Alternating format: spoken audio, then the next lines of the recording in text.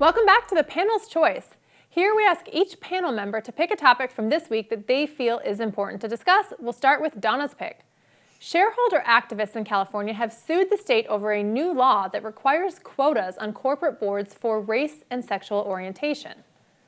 Donna, tell us about your pick. So this is critical race theory in practice in the boardroom for all of corporate America. So any publicly traded company in California, based upon this new law that was passed in 2020, has to have racial quotas based upon race and sexual orientation. Now, not based upon qualifications, which is what your board should be consist of, but it's based upon racial quotas.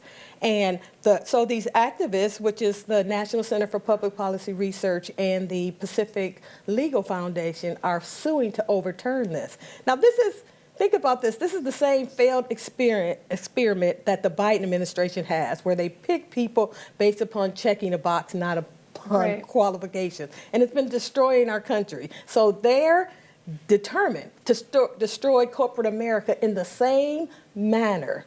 And the shareholders are resisting this because at the end of the day, their mission is supposed to be to maximize profits for the company to make sure people have jobs. But that's not their agenda. And why are they drawing the line with publicly traded companies as opposed to, say, a certain size of a corporation? Like, these seem to be very arbitrary lines that they're drawing. I don't think it's. I think that the government wants to expand itself, and you have politicians that are believe in this kind of narrative that want to destroy corporations and then make everyone dependent on the government.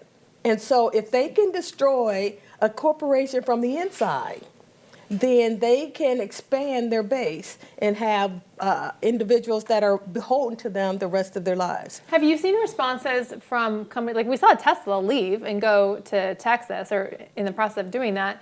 What are the responses from large publicly traded companies in California? Well, a lot of the shareholders are resisting this. They had the same law in 2018 where you had to have a certain number of women on the board. And the shareholders were saying, well, let's make sure we have people that are qualified and knowledgeable about the industry so that the corporation can actually prosper. And we shouldn't, if you pick qualified individuals, then you'll get all of these individuals anyway. Exactly. But when you just check the box, then you get what we got in the Biden administration, which is a disaster. Thank you very much for the topic.